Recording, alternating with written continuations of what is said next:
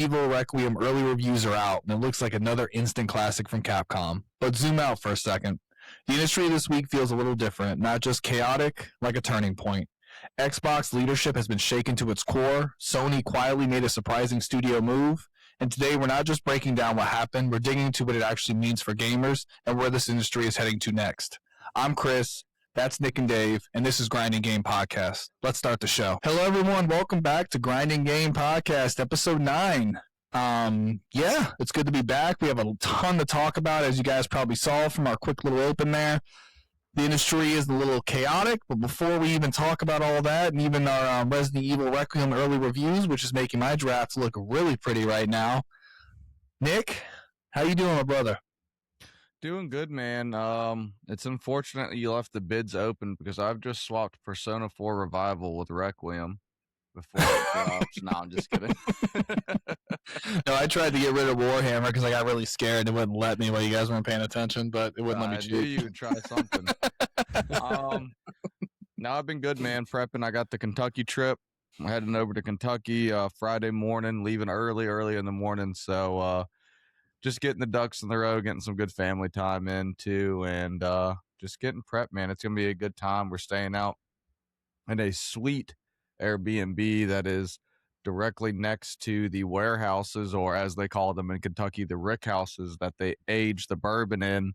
And while we're down there, we're going to be able to go into Sazerac, which is one of the main distillers for a little-known distillery called Buffalo Trace. And we're going to get to go in there and pick between 3 barrels inside the rick house. My buddy won a lottery and go ahead and pick one that we like. We get all the bottles from the barrels, and they will put a Sazerac Barrel Select sticker on it with the uncut, never filtered emblem on it that will get distributed to the Virginia ABC. Damn, that's awesome, man. But this is not uncut, never filtered. So, Dave, how are you feeling? Just messing with you. That sounds like a ton of fun, man. I'm sure you guys are excited. Oh yeah, that is really awesome, man. You know me. I'm not too big into drinking in general these days, or let alone like hard liquor. But I had the opportunity one time to go with my buddy Jim to the Jack Daniels distillery in I guess, is that one in Tennessee or Kentucky? Yeah. I can't remember. Tennessee. Yeah, I knew we went up there somewhere, but it was awesome to see a tour of it and just see that history behind it. There was a little behind the scenes tour. It was with his work. They took out all the employees, and then I was his +1 because his wife couldn't make it, so it was fun. Sampling different products, and we had a great time out there. So I'll be looking forward when you come back here. Oh yeah, stories and but I'm doing well, boys. As we talked a little bit pre-show, it was a chaotic day. I'm out there sweating for my wages until this podcast gains a bit of a following. So it was a long day, and came back. We had pasta night here with the twins. They got completely covered in red sauce, and then we had to dunk them into the bathtub. So a day of just scrambling around. But I was listening to some other gaming podcasts while I was working too, just see what our other friends in the industry were saying about some of these breaking stories that we've had this week, and some of the other games coming out. I don't know if we'll touch on it, but I found out today Wolverine got a release date. I know we talked about that in previous episodes. So there's so much. I mean, I feel like the Wolverine release date is getting completely buried with everything else that's going on. But, I'm doing well, boys, and I'm excited for a good show ahead. That's awesome. I didn't even hear about the release date. What's the release date on Wolverine? September 15th. Oh, there you go, man. That's awesome. I mean, talk about a stacked year. I'm excited about that. Projected points is 16.5. So we're looking at that can't an 86. I mean, we'll see. I mean, it depends on what they pull off. Oh, they knock it out of the park. It'll be definitely huge. Absolutely. Yeah, I was saying I'm doing good, boys. Like we all kind of attested to. We've just been really busy. But it's been good. Like listening to the same thing, Dave. Listen to some podcasts, and we'll get into it in a little bit. Playing a little bit of Blizzard Slop. Going back to the distillery, the only time I ever did a full tour of a distillery, the wife and I were in Puerto Rico. We did one of the Bacardi facility, and that was really, really cool. It was awesome seeing all the history of it. We did a full tasting, everything. So, Yeah. you're in for a treat. I know you've done a few of them before, but they're a lot of fun. But before we get into all the chaos that's ensuing, what we've been playing, some awesome news regarding Resident Evil Requiem. It makes me want to ask this question for you guys. Just give us a little warm up, get us ready for today's episode. We've seen Capcom being a prime example, a big comeback, and Konami seems like their gear set. There's been certain games. I'm not going to give it away. But what game comeback impressed you the most in gaming history, and what made it work? And I will start.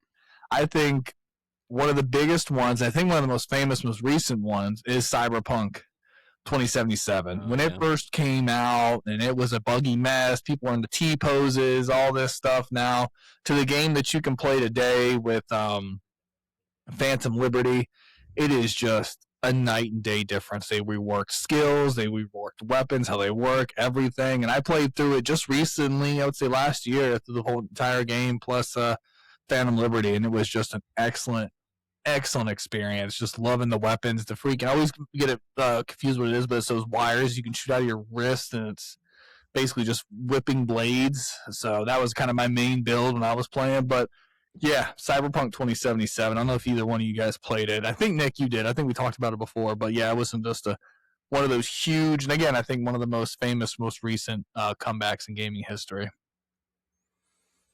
Yeah, I remember when it came out, I was excited. I was like following it, a lot of the news and stuff, and then I was with the devastating launch that it had.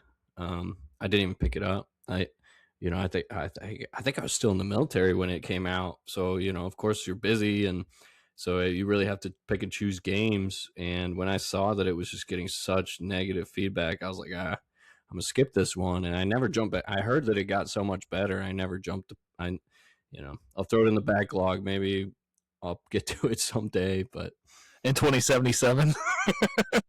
Yeah, that's probably a realistic goal with everything else to play. But for that, the first game that comes to my mind when you started asking that question, and not quite in the same way, but it was Star Wars Battlefront 2. Now it wasn't a buggy mess when it launched, but I don't know if you guys remember just the fallout that EA received when they released that game, because it was essentially people labeled it as gambling. And I'd have to do more research now. If I was a better podcaster, I would have been more prepared and give you guys the full scoop. But from what I can recall, it was like everything to unlock was tied to loot boxes, and it was like random. So you had to just spend points, and you don't know what you're going to get. And people just completely shit on the developers and like EA specifically for just basically making people gamble to enjoy the game. And then at some point they reversed it. They listened to the players, and then you could just it was still like loot boxes, but you unlocked them with XP, I think was what it was, instead of like having to spend any money. And then that game had a very, there's still people that love playing it, and it had that big resurgence last year in 2025. People love the Star Wars Battlefront series, and they almost dropped the ball completely by having that like gambling loot box system. But they did something, that I wish we saw a lot more of. It's like they immediately, obviously they listen to the money is what probably happened. They don't really care what the people are saying, but once they realized nobody was buying stuff for that game, they had to change their whole strategy. And it turned into a phenomenal game. I like it, but that's first that came to mind for me. What about you? No, I remember all that controversy. Real quick, Dave. I remember all that controversy when it all did happen, and it actually, I think it caused a huge wave through the entire industry. I think Overwatch and Overwatch 2 came out. They got rid of their loot boxes. Now, as we know, they have come back. I think in a different fashion. But yeah, that time when loot boxes really came into the zeitgeist of gaming, yeah, they were definitely. I think like they were getting labeled in law as gambling, like you were saying, and yeah, it was a crazy time. But yeah, Nick, what do you got? You got an ace up your sleeve? A little comeback? There's not too many games that come to the forefront of my mind, except for the two that you guys mentioned in terms of a game that had a rocky start and that I got back into. Cyberpunk, it definitely was one for me, not so much as you. I know you played it all the way through and beat it. I didn't get that far. I definitely played it at launch. I think actually you got it for me at launch. And you got it for me for the computer. I remember apologizing to you after getting it to you. We like talked the next day. We wrote, and you were like, "Yeah, it's fun." I'm like, "It's okay, man. It is a disaster." Like you told me, like when you guys remember in that first scene he's in the cab and he puts the chip in his neck. Well, if you haven't played it, Dave. But that's one of the first things. He like puts a chip in his neck, but his handgun went into his. It was just sticking through his head like this, like a cartoon. And I was like, I don't think that's what it's supposed to be. And Nick said, yeah, the same thing had happened to him. So. Yeah, sorry. I mean, there was just a lot of visual stuff that like this game was meant to be very, very immersive, and it was just visual bugs all over the place to where it just kept breaking the immersion. And yeah, the driving, I didn't really like it too much, and yeah, I just really, really fell off and didn't play it again until last year, and got further than I ever did. Was really enjoying it. But just some other things came up, started playing other stuff, and I will probably go back and finish it. But the one thing for me with that game was, I would just say, maybe experimenting with more builds or different weapons, because it did get kind of repetitive. I was going the melee route, and it just kind of got a little stale. I felt like I was just kind of going from point A to point B to try to roll through it. But yeah, in Battlefront 2, that is a great point. I think what you said, Stan, too, it really did change to where a lot of games that were prepped to have these loot boxes and this gambling type scenario, which is so funny that Counter-Strike has worked like this for years and nobody complained about it. But, you know, you hit more of a mainstream game and it becomes an uproar. But yeah, it really changed like the scope of, I think, of what a lot of people thought about that. And to this day, people get very, very frustrated, especially on a multiplayer game, if they think there is a pay-to-win aspect of it. So, you know, with that, oh, you're muted, by the way, Stan. But with that 76, you know, and I haven't played it since a good bit of time, but I was looking at some comments about that new pack they dropped. Good bit of time. You were playing them 2 weeks ago. Who are you talking to? Yeah, well, 2 weeks, you know, a lot has happened in 2 weeks. You know what? You're not wrong. We're about to be jumping into that. I'm a changed man, but that Mojave Wastelanders pack, which I didn't notice when I first looked, that had the NCR armor. Apparently, they have a 4-star weapon that you also get from buying that $30 pack. And the only way to get a 4-star weapon in the current game is to do the hardest raid in the game. So people are extremely mad about that, because that's 100% pay to win. Yeah, absolutely. If to get one of the best weapons or a ranked high tier weapon is to buy, yeah, it's absolutely pay to win. That's ridiculous. Mm-hmm. I could have sworn they said we would never do anything. Well, I guess they did say that. I mean, they did, right? They said they would make sure you, but I mean, like, I feel like you pay for all the extra storage and all that stuff, so it kind of plays into it a lot. But actually getting a weapon that helps you perform in the game off of buying is ridiculous. And I'm worried that Diablo 4 will get to that point where eventually you can buy like actual gear, and I hope it never does. Like, just keep it cosmetic, even though the pricing's ridiculous. But again, that's a totally different conversation. We're going into monetization and everything. But yeah, boys, besides all that, you know, let's not waste any more time. Let's jump into what we've been playing.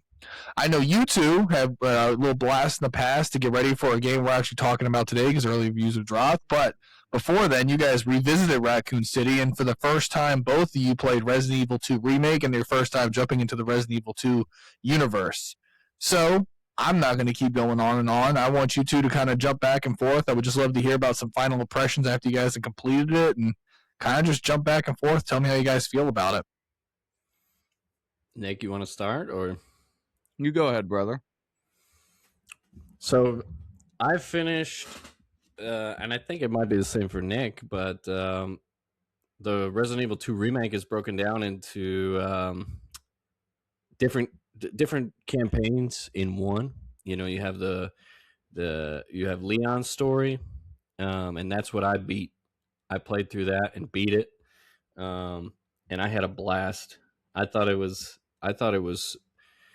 just the perfect mix of combat, puzzles, like the fear-inducing elements. It was just enough of everything. Like, you're going through these dark hallways with just a flashlight, and it's like right when you get to the point where you're just like stressed out and you don't know what to do, then you open the door and you get to safety, and it was like, oh, okay, like reset. Like, it just gives you these moments of adrenaline and fear. You know, right now it's like I've only been doing any of my gaming happens at night, so it's already, you know, quiet house, everyone's sleeping, just the dogs, you know, might be walking around or whatever, but I got the headphones on, pitch black darkness.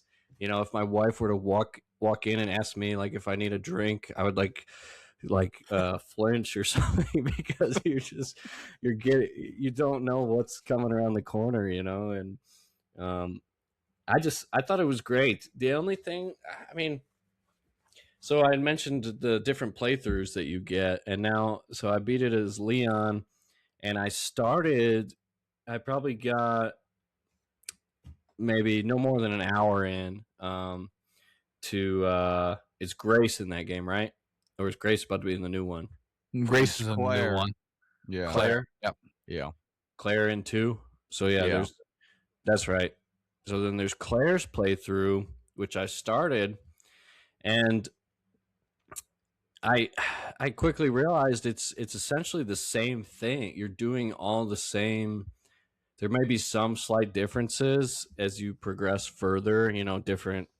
I know there's different weapons, at least. Like she starts off with more of like a revolver that packed a bit of a punch, and then Leon started with just you know, like a 9mm.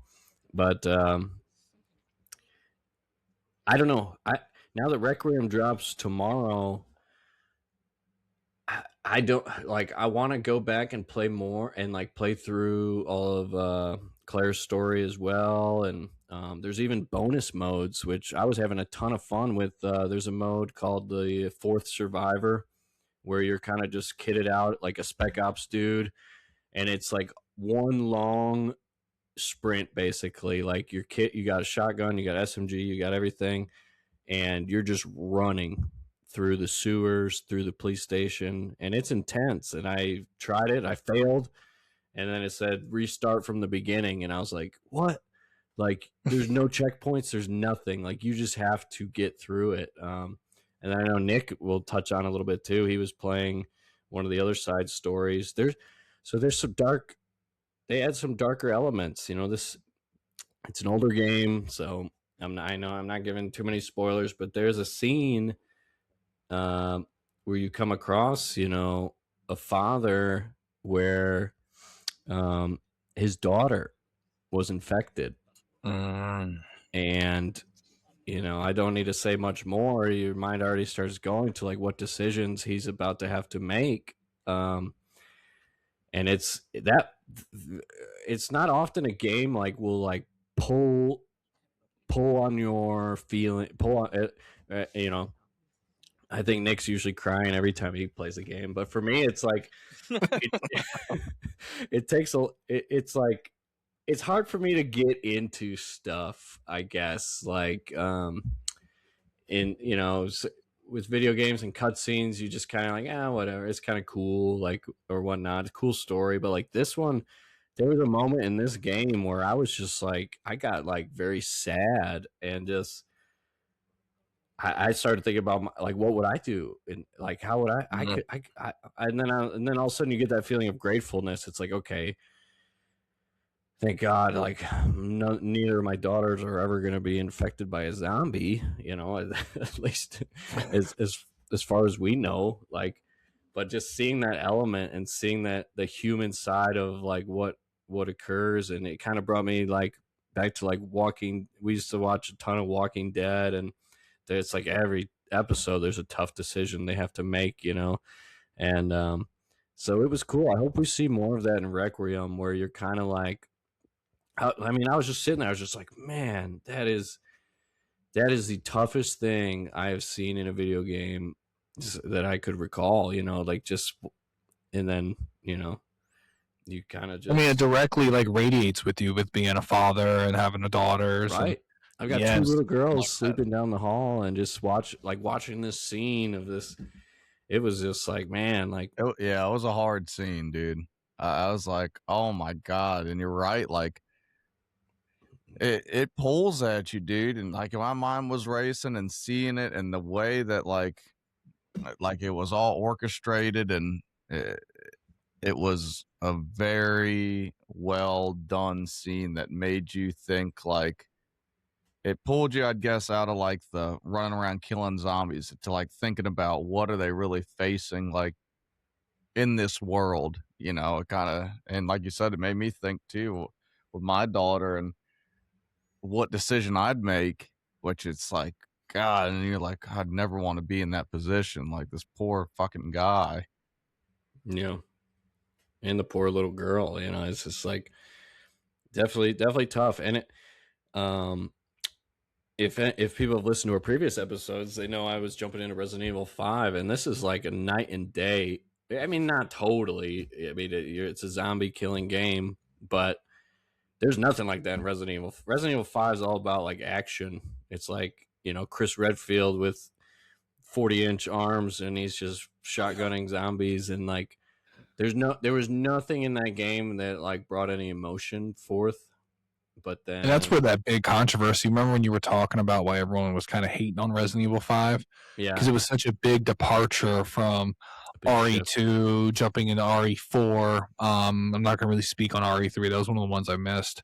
But yeah, just that difference, that methodical, like same thing when you play RE4, it kind of follows that same path of from what I've seen with you guys playing RE2 remake. It's been so long since I played the original Resident Evil 2. But Mm-hmm. same thing, hitting those emotional moments, kind of not maybe not as deep as that. I can't recall a moment being as deep as that. It kind of leaned a little bit more into like the comic-y. I wouldn't say that either, but just kind of like more of fantastical in the sense like these are, you know, giant worm monsters blasting out of these guys' heads and stuff in 4, but still it was still methodical, slow, calculated. You know, you're kind of managing your inventory really well, and you know, kind of lining stuff up in there in that grid-based inventory. So yeah, going back to what I was just jumping off what you said, like you know, that was why it was so controversial. Resident Evil 5, when people like with the fans, where they were like, "Yo, like this is Gears of War basically with the Resident Evil skin on it," like I was saying. But sorry, I could totally see that now. How it's just it feels like a different game.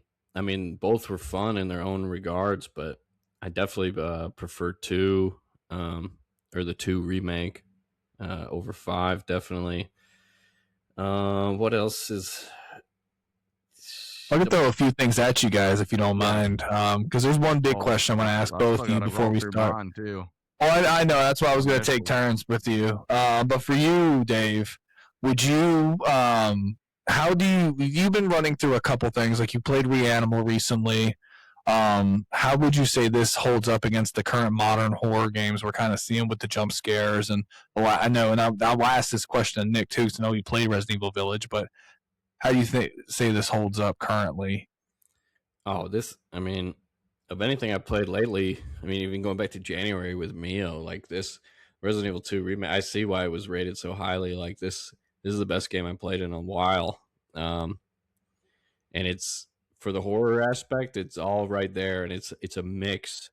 You know, you have there's some moments there's a zombie cut in half that grabs your ankles, and it's not a threat at all, but it's a scary moment because your flashlight is up at the wall and you're not looking at the ground, and then you get grabbed by something and it's like just enough to startle you. But then there's like, the moment, like we talked about Mr. X, like the dark looming moments where you hear those heavy footsteps coming down the hallway, and you realize you hit a dead end, and you're like, shit. All I can do now is turn around and face him. It's like there's there it covers everything. Is how I felt. There's big boss enemies that are scary in their own way because you can't easily beat them, but then just going around a corner and you don't know what's there, and just 5 of the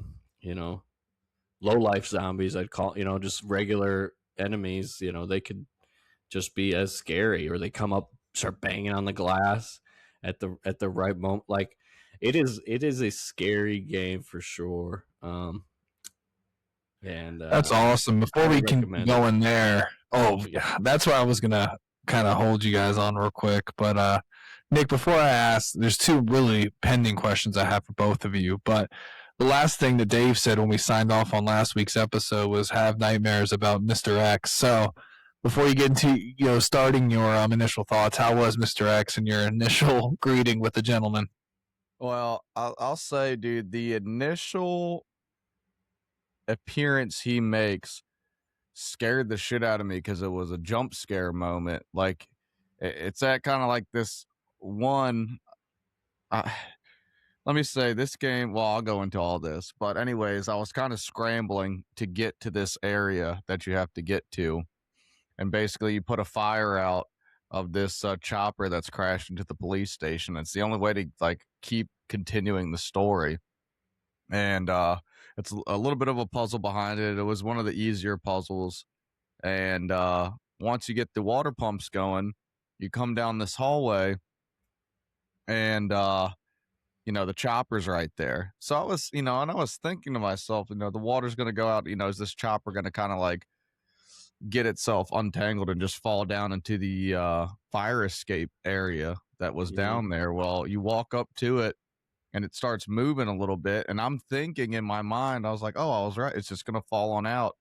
And this mutant just rips it up into the air, and he's standing right there, and he just starts speed walking at you. And you're in like a hallway with only one exit. The ladder that you came in on broke, so there's no way out. You're gonna have to fucking juke this guy out to get out of here. And so it was just such a good intro to this character, where it's like they didn't put you in like a lose scenario, but you had to be like, the second you see him, you're like thinking, all right, how do I get around this?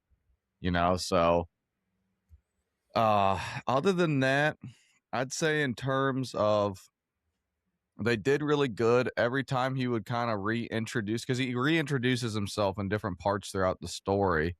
And every time it would be kind of a jump scare moment where he would like just pop back into the scene. And every time was kind of like that panic of, you got to get past him. He was a turd. He was a turd, man, but a really cool villain in a game. Yeah. Sorry, that's all I could think about when you were saying it. Like, just standing there menacingly. And it Tell our listeners to put the SpongeBob meme up. Sorry. Keep going. It makes the rest of literally from the point you see him until he kind of revisits, and there's some parts where he's not in it, but he makes the mission a lot more difficult. He's extremely strong. He opens doors, so you have to create some distance. You can't just like go into a room, the next room over, get behind the door and camp out. He will fling the door open and beat you down. So you really got to play it smart. Yeah. Is there any way to like kill him, or no? There's no way to kill him when he's pursuing you. The only thing you could do is if you have a shotgun or a heavy weapon, and maybe with the 9mm. I didn't try it with the 9mm, but you hit him a couple times in the head, and it will stun him for about 30 seconds in place. 4 shotgun blasts, the head stuns him. Ugh. Yeah, now That's when crazy. you stun him, let's say you stun him in a hallway, you can't get around his big ass either. So you have to be tactical when you know, if you're pinned in a corner and you stun him, you're just waiting 30 seconds till he gets his wits about him to tear you to death. So, but I'll go into more of the game. I agree with Dave, dude. I mean, really, even like the opening scene was it kind of really immersed you because it's really you're kind of at where it seems like nobody, or at least the few characters you see in the intro, don't have any clue that this outbreak has happened. And you know, then it's, you know, you're Leon and you're first kind of getting your wits about the controllers and the surroundings is in a gas station, and the gas station's completely empty with a police car open out front. And quickly that area escalates into zombies everywhere. And you know, I think you have 6 rounds or something trying to get out of there. So you realize, and I think that does a good job of letting you know, placing your shots or when you use what you have in your inventory is crucial to getting through that game. Completely crucial. It is not a game where you are going to shoot everything you see. If you shoot everything you see, you will be out of ammo and almost impossible to get to the next area without, you know, and that's for the health healing products too. I mean, I was healing every time I was at cautious health at first because it's tiered: fine, cautious, danger, and then you're dead. So I really started playing it smart to where I would be limping around places because, you know, I didn't want to use my full health heal knowing that there's a chance I get hit one more time before I get to the next area. Yeah. The way that I think they introduced the weapon upgrades is perfect as well. And the attachments, you can find attachments by completing the puzzles, which upgrade the 9mm, the shotgun, the Desert Eagle, for lack of a better term, is basically what it is.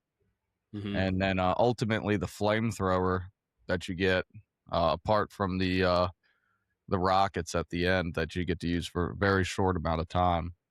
But the way that they give you those upgrades is perfect because there was no part of that game I felt overpowered. No part of it. You know, I felt like I had just enough firepower to get through that area I was in. And scary, dude. It was scary. I played it down here one night too with pitch black. I cut everything off, but I just put my Xbox to the monitor. And it was one of the scariest parts of the game. It's in the police station, and there's a part where you have to find these components to explode C4 on this gate to get one of these last puzzle pieces. You need to get out of the police station. And, you know, I'm so excited to get the parts, and I'm like ready to get the piece that, you know, I'm kind of like not thinking that I'm about to set off C4 and attract all the zombies in the world to me. So I go ahead, I detonate it, you know, and then you just start hearing growling and screaming in the distance. So luckily I had enough sense. I looked to where I came in and a big dresser had fallen in front of the door. So I went over there real quick and moved the dresser, which I'm so glad I did. Then you come around and it's kind of a dial puzzle, right? So I'm doing the dial puzzle, but the game has not paused around me, but my screen is locked into the dial puzzle. And I hear the screeching and all this shit. So I'm like fumbling, trying to get the puzzle right in time. And this one, of course, they're such turds.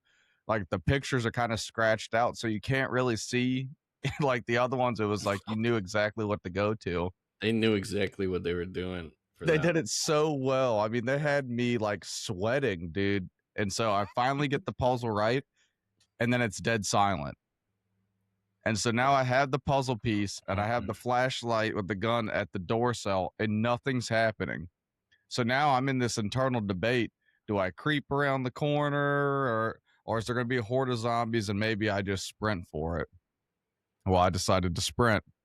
And so I went to go sprint because I knew I had pushed that dresser. And I said, if I could just make it to that door, I can keep rolling. Dude, the second I round the corner, one of those zombies that it crawls on the ceiling, its brain is exposed, and it screams. The second I come around the corner, yeah, dude, it's right next to my head, and it just screeches, and I'm down here full blast with the headset. Basically, throw the controller up, grab it, and get out the door. But there was parts like that throughout the entire game, dude, where, like Dave said, you're walking and it's a dead silent hallway, and all of a sudden a zombie comes up like right on the window, loud as hell, and just jumbles you. And the combat was fun. Yeah. Like the boss enemies were really well done, I thought. Well, like you hit it pretty good there, talking about like the bullet placement matters. Like if you could shoot a zombie like in the kneecap and kind of stumble them, so you could get around, and then you only use one bullet instead of 3 or 4. You know, but then you're gonna have to come face that guy later. But you had talked about Mr. X shooting him. I actually did unload my pistol into his head, and I think it took like 9 shots to stun him. But then you have no ammo for for the regular zombies. So they force you to make so many decisions, and I could see, and I saw that with Resident Evil 5 too. Like Resident Evil series, they want it's you play it again. It's not just a beat and move on. Like you want to play it and do it a different way, or play it and find something, like you could easily go back and like still, like, even though you kind of know what's coming, I think it would still be fun to play it, and there's all the challenges and the achievements. Like if you wanted to go full in, I'll probably try to 100% Requiem if they have stuff like this, but it's like beat the game without using a healing item, or beat the game without using the there's like a loot, like a bank basically. So when your inventory gets full, you could put stuff in this other chest for storage. So there's all these different challenges you could do to play the game differently. And I think that's a testament to what we talked about, where some of these games have these just blanket waste your time achievements, where these are truly like, it had some fun achievements in there too. One was shoot Mr. X's hat off, which I did. For one of the bosses, it was like you have a crane that you could press a button on, and it swings this big container around, and then it'll swing it back. And if you stun him, you can kill the boss with this crane. And if you kill him the first time you use the controls, you get an achievement. So it's like, it's cool achievements, right? It's like, you got to work for it a little bit. It's not extremely far out of reach. They got these little bobblehead things you can shoot. It's like, that's achievements done right, to where it makes me want to go back and like, I'm going to play through just to knock these out, because I know I could do it. It will be tough, but it's a reason to play the game again. And the last thing I'll say on it is, I did play what Dave talked about, which I thought was really cool. These 4 survivors, which is these, point A to point B, no saving points. And the character that I played, because you have a choice between 3, was actually the father that we talked about, that made the decision, and I'll just say it. He shoots his daughter, and they lead you into the story where he's about to shoot himself in the room. So like Leon and what's her name, Ava, the special agent. The Asian woman. Yeah, they leave, and he goes into the room. He's like, just give us some space, and you hear one gunshot, and that's kind of the end of that story, you think. But then you get to play this guy after he's just done this. He's about to shoot himself, and then he hears an old buddy over the radio saying, hey, I know a way out, to try to get out. And you come into the character, and it's what's the name of the mission? It was something that was just like it's like basically like the guilt has to wait, but it was way better phrased than that. And so you're attached to this character, like, I want him to get out, right? So you're playing him, and I'm like, I want this dude to get out and get to this radio beacon So it's cool how they pulled a character, literally a side character from this game, and was like, now you get to play his end of his story. Well, a character it seems like you both resonated with a lot. So for certain people, it's probably really cool to see like his story to fruition and want him to succeed and want it to end at least as positive as it could after such a dramatic scene that you both witnessed and resonated so much with. So I just love to hear that both you two have basically fallen in love with the Resident Evil universe yet again, and get to see why this is considered a GOAT remake. And that'd be my first question to both of you. Do you think it deserves that status of a GOAT remake for RE2? I mean, and I haven't played the original. I don't believe I did, but even if this wasn't a remake, if this was just a standalone game, like Dave said, this is one of the best games I've played in a long time. It was so much fun and so different, and it did everything so well, so balanced. So yes, 100%. Dave? Yeah, I would agree. Just based off that footage from the 1998 version, for them, I don't know what year this remake came out, but I think it was 2017. Yeah, so, it was about that. What, 19 years later, to give a game like this much love and just do it in a totally modern way. 2019. Sorry. Oh, 2019. So what? 21 years later. That's awesome. Like, I wish that we would see a lot more of that. Just pulling some of the because it is like, yeah, it came out in 1998, but it's like, here, this is what it would look like if it came out now, and then. Well, Dave, PlayStation had that opportunity, and they squandered it, and we'll be talking about that later, about getting rid of an amazing studio that's really good at doing remakes, but hey, yeah, they thought that's what gamers want. I'm just sorry. Getting a little frustrated about it, even thinking about it. But,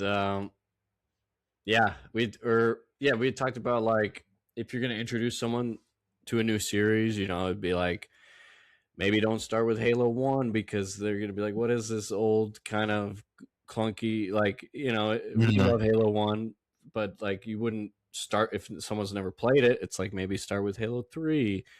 So I think Resident Evil 2 Remake would be a great entry point for many other people as well.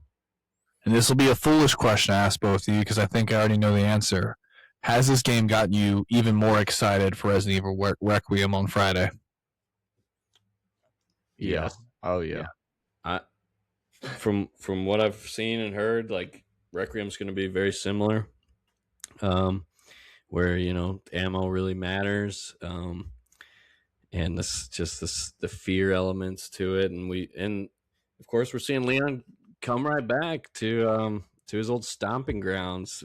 In Resident Evil 2, he's I think portrayed as being 21 years old, and that's the cool thing about the game too. Like, you walk into the police station where they would have their little squad, where their workstations are, and it's like there's a sign up that says like, welcome to the team, Leon. Like it was literally his first day. Like, he was gonna go to work, but now everyone's dead.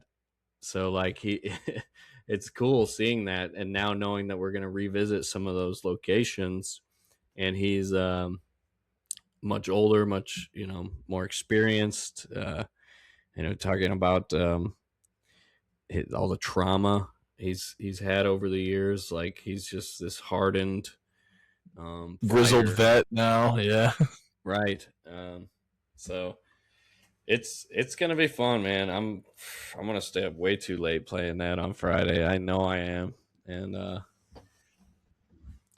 that's what it's all about, boys. That's what it's all about. And again, all next week's episode is all going to be Resident Evil related too, because it's coming. It's Friday. That is a marathon, right, Nick? I know you're more excited about marathon than Resident Evil Requiem, but I know you'd be able to split your attention between the two. But yeah, That's awesome. Again, you guys are leaving Raccoon City just to get right back to it on Friday. So I'm excited for all of us to jump in together. I didn't jump back in. I kind of was going to, but then I thought about it and I was like, it's been so long since I played Resident Evil. I wanted to be with this new experience and experience it all with you guys after being away from the series for so long. But for me, boys, not much to report on to you. I've been basically just eating the Blizzard slop. I've been playing D2 Resurrected as the Warlock. Hey! Sorry, listeners. The dogs do not like me talking about Blizzard. They do not like when I invoke their name, apparently. But we've been, just jumping in with the Warlock. I'm in Act 4 now, chasing after Diablo, so just having some fun revisiting that thing. It was funny. I was like, I'm just going to try out the Warlock. I won't stay too long, but of course, Diablo got its hooks into me, and building that. I'm playing the Fire Warlock, going the full fire build, using the Ring of Fire, Firewall, all that stuff close to unlocking Apocalypse, and using a little bit of a Demon Summoner, messing with the mercenaries, getting the gear, getting that whole Diablo bug in me, working with the rune words to make just the right amount of gear. But it's dangerous because I want to finish the campaign, just basic campaign. I'm not going to go into Nightmare and all that stuff. Just kind of finish it before we jump into Marathon tomorrow, but I don't know if that's really realistic. I know if I remember correctly from back in the day, Act 4 is the shortest act, but then there's Act 5 with Lord of Destruction. So, but yeah, it's still Diablo 2. It's so fun. It is what it is. A slower pace. It's kind of the Path of Exile pace. Kind of reminds me a lot of playing PoE 2 recently. But yeah, besides Diablo 2, I don't know if you guys have any more questions on that. I know we covered a lot of it last week, but before you ask those, I also jumped in with you boys and by myself on some Overwatch. And the first day we all tried to jump in, something was happening. We were doing maintenance, and it was miserable for us to get into matches, and we kind of just called it a night that night and didn't really play. But same thing, just running through it, running some tank and DPS, not really much of a healer, but just having fun with that. I learned that new tank, he's kind of like he switches between DPS and tank, so that's kind of fun, working the build that way, and got really nasty with him for a little bit. But I was really just jumping between these two because I didn't really want to start another single-player game with another live service one around the corner with Marathon, which just announced that they're doing single queues too. So you can play play single now against other single players. So it's not you against teams, which is what they were talking about before, which is nice. I think that was a really smart move on their part. I think they're doing single, duos, and trios, which is perfect. And then, hopefully they get the quad soon. But we'll see how it plays. We'll see how the old balance is, and we'll actually get to test it tomorrow, which I'm excited about. But going back to Overwatch, just same thing, just a lot of fun. And again, I didn't want to really start a new single player game with also Resident Evil Requiem right Friday. So we got two big games starting. Those two will probably take all of our time leading up to Crimson Desert for middle of March. So I was like, what, let me just go to tried and true Blizzard slop, eat it up, play some games, have some fun, kind of mindless, put on a podcast while I play through both of them. So it's been fun. You guys got any questions for me with Overwatch or Diablo? No, not too much. I haven't gotten back into Diablo again. Like I said, I'm kind of letting myself rest a little bit. It's been busy. I'm catching up with the fam and about to go to Kentucky, and I'm gonna miss some of Requiem. So I know. Me and Dave are gonna send you spoilers every hour on the hour. Don't do it. I have half a mind more than that to bring my Xbox down there. Just playing it drunk on bourbon. Can't even remember the story yourself. No, I have no memory of this place. I'll just DD, bring the boys around, and then when they're all tits up after drinking, I'll hop into a little Requiem. And then you gotta switch out the Uncut Never Filtered logo and put the Grinding Game Podcast logo on that bourbon bottle. That's right. No, but yeah, I'm not gonna give it the time of day if I jump into it again. So yeah, I would just wait for another dead period and kind of revisit it again. And like I said, you know what it is. You've played it as much as I've played it, but with nothing else to play, that's why it was fun for me just to kind of. Right. You know what happened. Yeah. I've never played it on PlayStation before. So when I got that first trophy, I was like, Okay, I Oh, guess we yeah. can collect a couple of Diablo trophies before Marathon and Requiem drop, and that's exactly what I've been doing. And it's just Couple nice they're you know what it was, boys? The trophy you get when you hire your first mercenary, which is like an archer. The trophy's called "And You Have My Bow." A cue to Lord of the Rings. So I was like, all right, let's do it. That's always nice when there's kind of a little Easter egg towards another, like seeing that whoever worked on this game is a fan of this series. Or Well, they did that too. When you kill in Act 1, you fight one of the lesser evils called Andariel, and it's like, hey there, Delilah, how's it there? And like they're in like Helltown City or something. So it's pretty funny. Like their trophies are pretty funny. I like it. And then like you get this one mercenary, and it's just like, hi, my name is Tim. And I'm like, what the hell? So I just turned my Xbox on to look at something. I'm not trying to cut you off right now. You got me. Dave's just to start playing some Resident Evil 2. He's like, No, there's the achievements. Oh, here it is.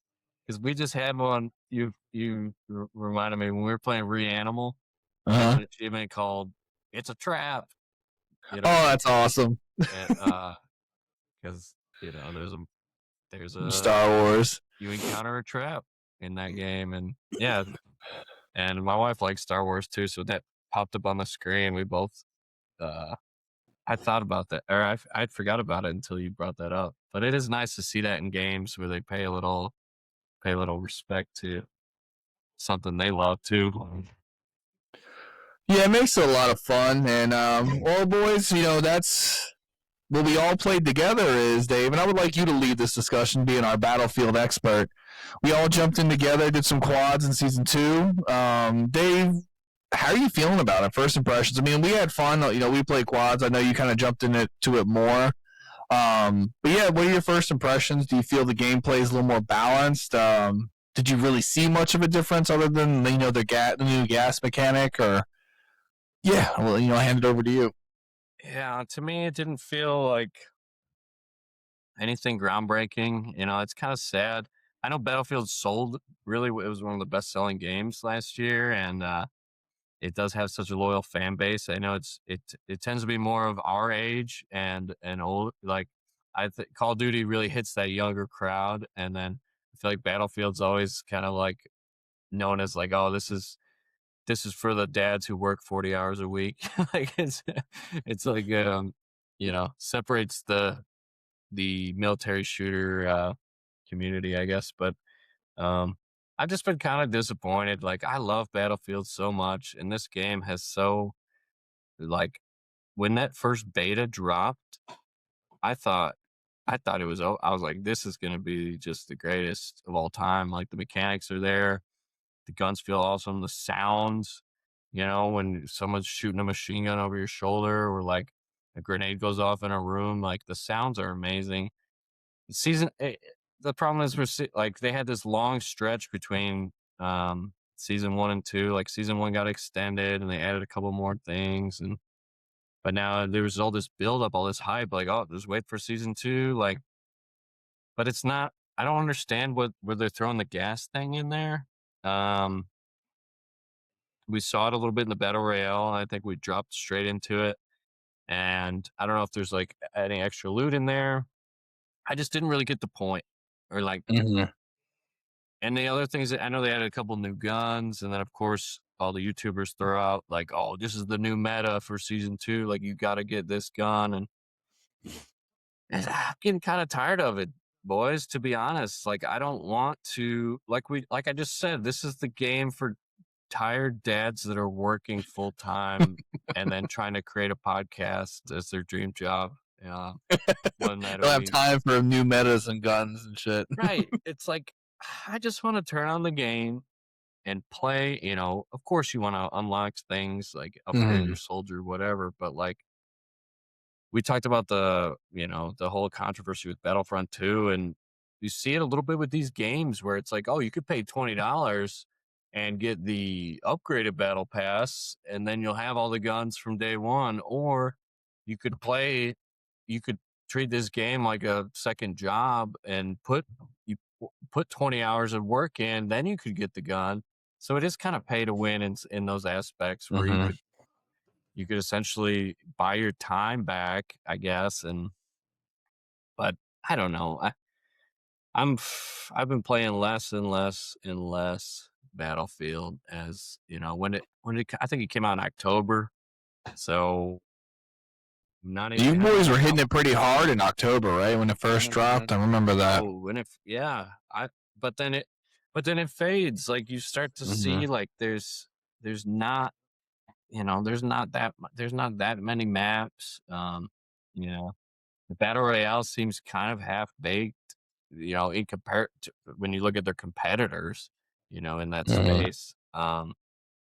Well, hearing the way you talked, not to cut you off, I'm sorry, but hearing the way you talked about Resident Evil 2 comparatively to Battlefield, even I feel like when we did our Game of the Year podcast, you seem like you were more like I don't want to say entranced, but just like fell more in love with Resident Evil 2 than you did with the Battlefield gameplay loop, which is basically it is, and even the campaign. I saw a light in both your eyes when you guys were talking about this game comparatively to our Game of the Year discussion. So it kind of maybe just getting reintroduced to these single player games and kind of widen your scope. 'Cause, I mean, you played Neo, RE2, and Reanimal, 3 games, totally different sides of the spectrums, and I don't know, maybe just widen it kind of.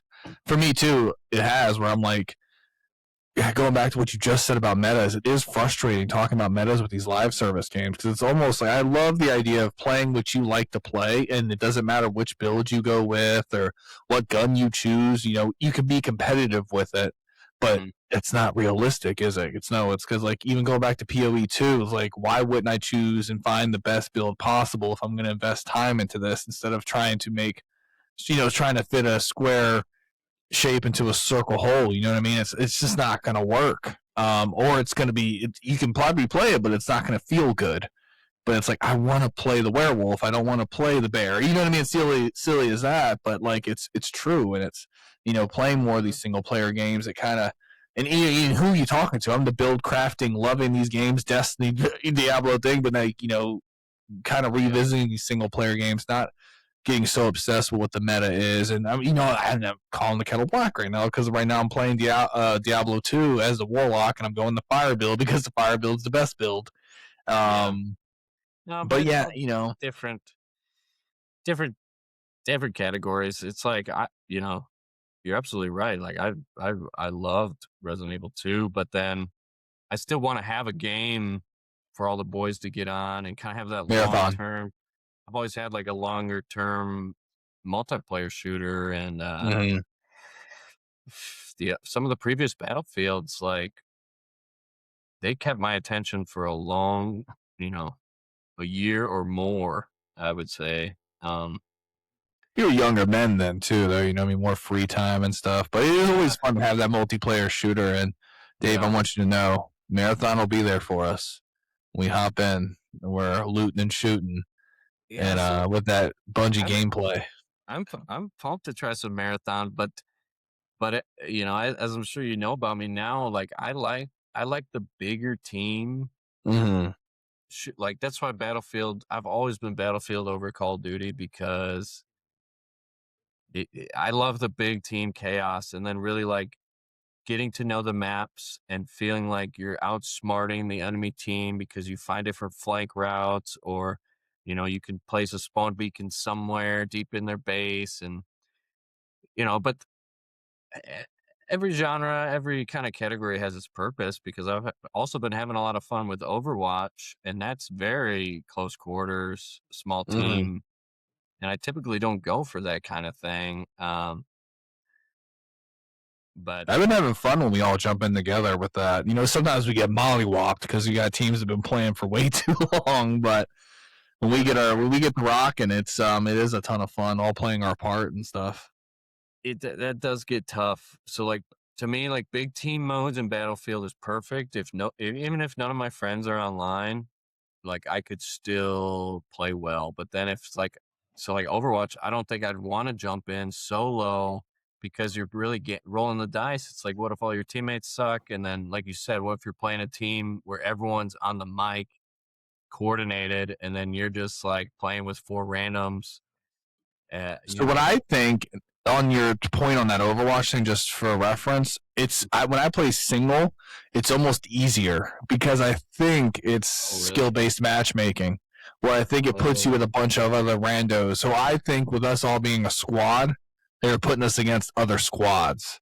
That makes is sense. what I was was what I experienced, because like some of the players we were playing against, as we remember, it was just coordinated annihilation, and to the point where we had to up our game, and we upped our game. We went on a winning streak there for a bit.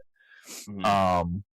But I just looked it up just while you were talking for marathon. So it's when you do trios, it's 3. Well, I just had it. I think it's sorry. I think it's 6 teams, so 18 play. Yeah, so 6 teams, 3 players each, so 18 people in the matches, and then plus all the AI. So there's a lot of PVE within the thing. I was watching some gameplay today, so I think we'll have a ton of fun with it. I mean, no, Nick's just trying to hate on it, but the counter pick will happen, Stan. Don't worry. Karn broke me. Well, And the fact that the it's only reason I'm hating on 86. Marathon so bad is because of the hate you delivered to the game you counter-picked on me. So I have to I was very kind to Karn. I was just in shock that it's an 86. That's just But then it was funny. I was listening to Summon Sign on Last Stand Media the other day, and this guy played Karn, and the way he talked about it made it sound super interesting. And again, like when I did that counter pick, it was out of absolute ignorance. I thought it was just going to be a typical, just a climbing sim, but apparently there's a storyline for it. There's a reason why she climbs these mountains. differently. Well, no, apparently there's a whole deep story, and like apparently it's a game about this character who has a deep obsession to be the best, and like tackling that obsession and it costing her like relationships and stuff. I was like, who would have thought there was like this deep game within this climbing sim? So I can see why people resonated with it. It kind of hits all those artsy things, which when they hit right, as we saw Expedition 33, they hit right. So, but anyways, let's not talk about Karn. It hurts me already too much. And the last thing I'll say about Marathon before we switch the subject is, look, if I'm giving it shit because it's my counter pick, yes. Do I hope it's successful? It's Bungie. Like, I want to see them do good. Some of my favorite games are Bungie games, right? I want them to do good. I want it to be a game that we can't wait to hop back in as a squad, because I think that we are kind of missing that as a full game. We have Overwatch, but that skill gap when we get those really good squads of people that have been playing constantly, the Battlefield not delivering the fresh content and getting kind of stale is there. So look, realistically, I hope it's a banger and it's something that we all had the potential to be really good at this type of shooter. And we have fun with it. So, and in this one, I believe too, it's based on the skill base as well. So, and time in. So we will probably, in the beginning, no one knows anyone's skills, but I think it keeps track of that. So it makes those matches a little bit better, from what I've been understanding. So it's a little bit more, maybe we can jump in once or, one, a couple matches a night here and there. So we won't be put with someone that's been grinding it from the, nonstop. So, which would be good, and then we just kind of go in those free loadouts and ruin someone's day with nothing to lose. We'll let them battle it out. Yeah, we'll just hide in the corner as cowards, and then we pick the bones. But no, I've been watching. I don't know if you guys have, not to spend too much more time on Marathon, but like those new gameplay leaks that have been, not leaks, but like people that have had time with the game have been dropping nonstop. And it just looks so much better. So I'm hoping, like I said, again, I'm hyping it up because it was a pick of mine. But like I said, I would love we find a brand new game for us all to jump in, and we're excited to play all the time. And then, even if we're not available, Dave, your buddies, Nick, your buddies, my buddies, we're able to jump in with other people and still have a lot of fun too, or just do solo queues and just go loot goblining it up. And like I said, what was fun about Arc Raiders, if you get that addiction there, but with a really tight, good shooter, I mean, they have all the tools. Let's just hope they execute. Marathon wasn't even one of our news stories today, boys. Look at us. I playing the odds in my favor to get that draft working. But enough talking about, we're kind of doing the old compliment sandwich here, talk about some fun stuff. hit some deep stuff, and we'll finish it with some fun stuff with those Requiem early reviews. But before we get there, later last week and earlier this week, stories of more stuff has been coming out, and we're not going to regurgitate the news to you guys about these things. We're just really going to talk about how we feel about them. I really want to start with the Xbox leadership shakeup. When we first started this podcast, Dave was talking about Phil Spencer, about how he kind of came back. He's a gamer. He came and saved Xbox, the whole Game Pass thing, and it's not. He really did. He brought him out of that horrible Xbox One era, which was almost the end of Xbox, with the Kinect and all that stuff. I don't know if you guys remember when that happened. And yeah. But not only he left, but also Sarah Bond's out. And, there's all the different news stories about her, about what happened and why she left and all this. And then was replaced with this new CEO who does not have a gaming background, isn't a gamer. And, people's arguments saying, well, Phil was a gamer and look how that ended. But regardless, the fact that, I believe she's all allegedly, I believe like an alleged like AI, like all about AI, and worked for Instacart, if I believe. And, again, like I'm not going to regurgitate the news, but just seeing what I'm seeing, it kind of has people worried. I think that she talked about all the games she likes. Someone asked her to share her gamer tag. She did, and then it showed she just made the account this year and not really played the games. And again, can you run a company and not play video games, a video game company? Probably, if you're like a business savvy person, but do we think that person will make the best decisions for said gamer? Think about the gamers and respect the lineage of Xbox and what it means. And, with this happening and, Phil out, Sarah out, Matt Booty getting promoted, do we look at this as like the end of the gamer CEO era? Do we look at it more of like this? Is Microsoft going to do this full AI corporate takeover and kind of monetize it into like, hey, we're done with selling consoles. We're going fully Microsoft gaming and not Xbox, and become the best third party there is and just crank out games. But yeah, boys, I kind of like just want to keep pulling at this. How I feel personally, and I'll let y'all pull from there after that. It's concerning. I think we've gotten... And it's going to talk, and we're going to jump back and forth, so we don't have to like follow the structure. But before this Xbox news dropped, right before that happened, Nick, correct me if I'm wrong, it was either 24 or 48 hours.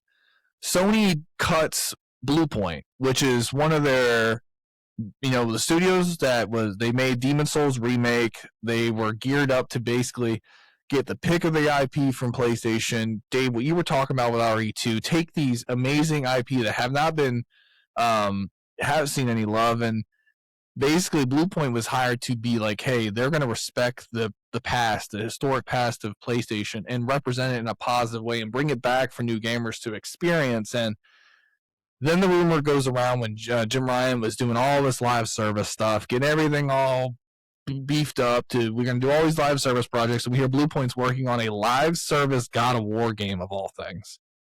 What? And so and then we hear about the, what's up? I'm sorry. Oh yeah, loot boxes. Those loot boxes. But saying the same thing there, but like also like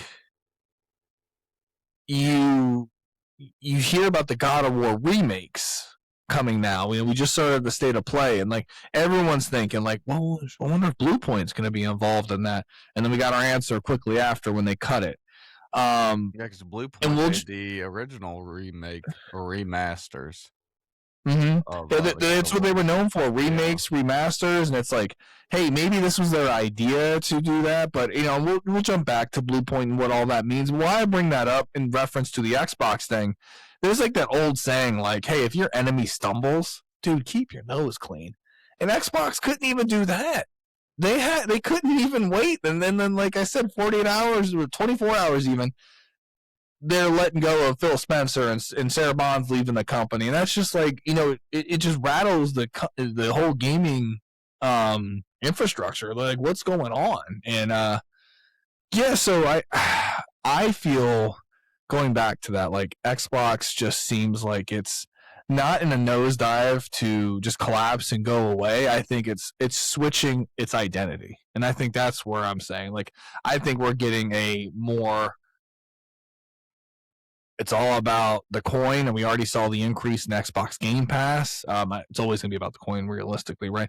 But I think that we're looking at the evolution of what I've been kind of concerned about since we've started this podcast and before we've started this podcast is that they are switching to a third-party studio. They're going to not have any exclusive any longer for their, which they haven't really anymore. They announced it all during that developer direct that all those games were going to be on PlayStation everywhere else. But I think this is what you're seeing. You're going to see it just turn into a third party and not be the pillar that it once was. And I don't think it's as drastic and as dire for PlayStation, but we'll jump into that in a second. But boys, I know I'm jumping back and forth a little bit here, but rein me in a bit. Am I kind of catastrophizing, Nick, or what do you think? Yeah. So, initially when I read this, I was like, oh, this is the beginning of the end. And I think that's what I texted you guys. But Yep. I'm going to take a step back here as I've read some more things and look at it from a different perspective, right? So when we started this, both of you made the statement, or at least Dan made the statement that, it looked like Xbox is going downhill, that it's some bad things are in store. So I think that if you have a company, at the end of the day, Microsoft or Xbox is a company, and if you have a company that is not making the right decisions and going downhill and the writing's on the wall, a change in leadership always isn't a bad thing, right? It's not like Xbox is at the top of a mountain and had all these great successes that people were waiting on, and then they say, now we're getting rid of Phil Spencer, right? So now her coming from the AI background and all this stuff,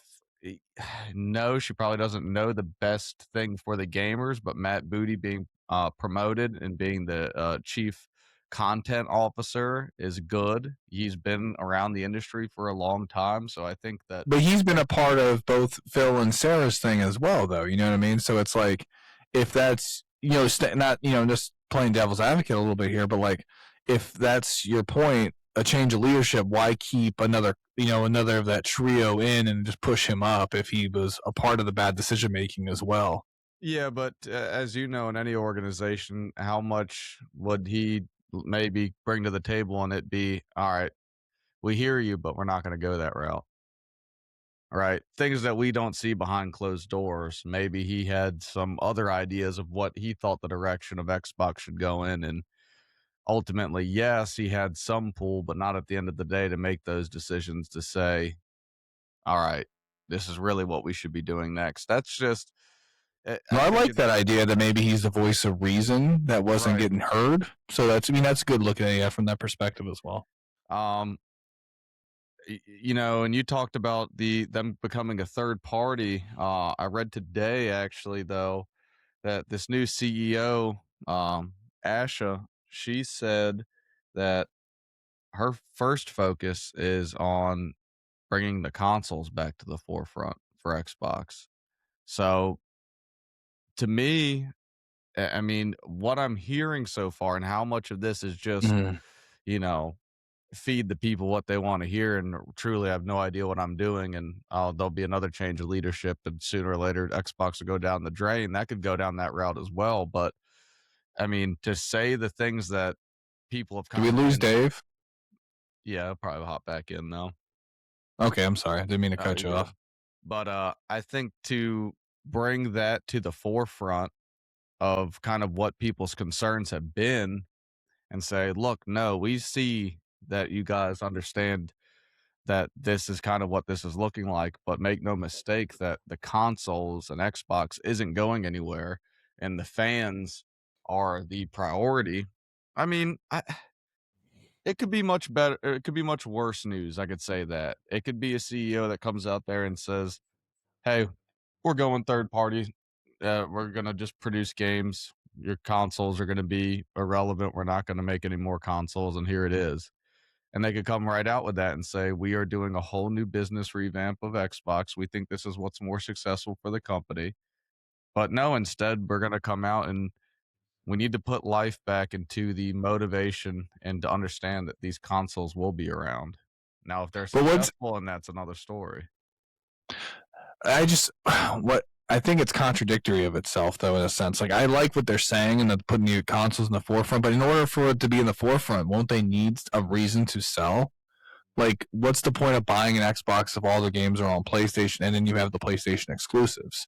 That's where, like, it's like, I like but why would I buy your hardware if I can just play the game and get other games that you don't have available on your hardware? It's the same. It's just not a good business practice. That's a PC gamer buys the same game you could have on Xbox and talk shit to you that you play on a console, and he has a superior device. But you can't. That doesn't. I don't think that's apples and oranges, because I feel like that's like but you can also buy that game on your Xbox. What I'm saying is, like, why, if I can buy Fable and The Last of Us 3, but you can only buy Fable, my system is already superior to yours, and why would I want to invest in your ecosystem if you don't have games I can play? You know what I mean? If that's what you're interested in. Some people just don't care, and they're, like you said, they like their ecosystem as it is, and they don't really want to play those games. That is different. But I'm just saying, for like a hardcore gamer going into the future, and again, like what you said, I hope that she truly means what she says. And like I said, you don't need to be a gamer to run a company. We both know that. Like, you don't have to be a subject matter expert in the field. You just got to know business, and I wouldn't pretend to be a CEO. I'm not. I know that's a very difficult position, a very hard job, and those, it comes with its own different things. But I do like hearing. And not to cut you off, but just to get my thought out, there's people that have been diehard Xbox fans for 25 years. I don't think they care about PlayStation exclusives. You know what I mean? Yeah, but I think that only lasts so much longer. You know what I mean? It's the same thing with like buying like collectible physical. Here, going right back to it, physical media is a dying breed as well, because we're all getting older, and the younger generation doesn't have that loyalty to Xbox as we all do, or loyalty to PlayStation for that matter, to your point. But I just don't think you can build, if you're going to do this whole new vision, you can't build it on just on the hardcore audience, because that's what's selling now. You know, I mean, PlayStation's outselling both Xbox and Switch too. With the granted, does that mean it's guaranteed success forever? No, I just feel like I agree with what you're saying. There will be the hardcore Xbox guys. I'm talking to two of them that will probably buy the new Xbox, and I don't doubt that we'll get one. I think we'll get one more Xbox before they probably stop. And I might even say that about PlayStation. Maybe they just go all full streaming, which I hope never happens. But let me ask you this, as a PlayStation guy, right? If a new Xbox dropped, right, and there's plenty of games minus the exclusives from PlayStation that you play that is on every console. Most of the games that you've talked about are on both consoles, right? If Xbox came out with a device or new console that was just state of the art, let's just say 3 times better than the next console PlayStation dropped, are the exclusives PlayStation has, do you play those enough for you to be like, I'll play this shittier console? And with all these next gen games coming out, the big games that are be across all platforms, are you going to say, well, I'll stay with this for the next Horizon Zero Dawn? Well, they have great exclusives. I'm not trying to be shitty. God of War is one of my favorite games. But Pragmata, Taros, and Wolverine are all PlayStation that you can't play unless you fix your HDMI port. A lot of those are newer games. I'm just saying. But yeah, I mean, that's to your point, though. I don't across them all. My point. I don't think that's a realistic question, because I think it could be a stronger console, but I don't think a console has the capabilities to be 3 times stronger than another console in these, especially with these two competing with one another. Now, if we were talking Switch, yeah, you're right. But and again, and to your point, you're right in the sense that both PlayStation and Xbox are still successful because Nintendo has more, has probably the most recognizable exclusives of all times, but it's such a weak, stinky console that no one wants to play on it. Exactly. I mean, no one wants to play on it. It's a little drastic. I mean, it sells. I mean, the first Switch is insane seller, but no, I would say if they both came out, let's say the PlayStation 6 and the Xbox, I think they're calling it like Project Scorpion, which is a sick name, or Magnus, whatever it's called. But let's just say what Xbox Series Z comes out, and they're both, the 6 and the Z, and the Z is like let's say 15-25% stronger, which I think is more realistic. I would still go PlayStation because in the future, I don't know what, with these God of War remakes in the pipeline, and I know I'll get all those Xbox games. Now, will I play all of them? No, probably not, but like I will have my pick. And I think having that choice, especially with as busy as guys we are, is the most important thing. So I don't have to worry about it's economically more important too. I only need one system instead of two. You know what I mean? And I get that why I just can never be a PC guy because you know how it is when you work and you spend time on a computer working on a computer. The last thing you want to do, for me personally, is game on a computer. I just like the controller and the TV. It's always been my favorite.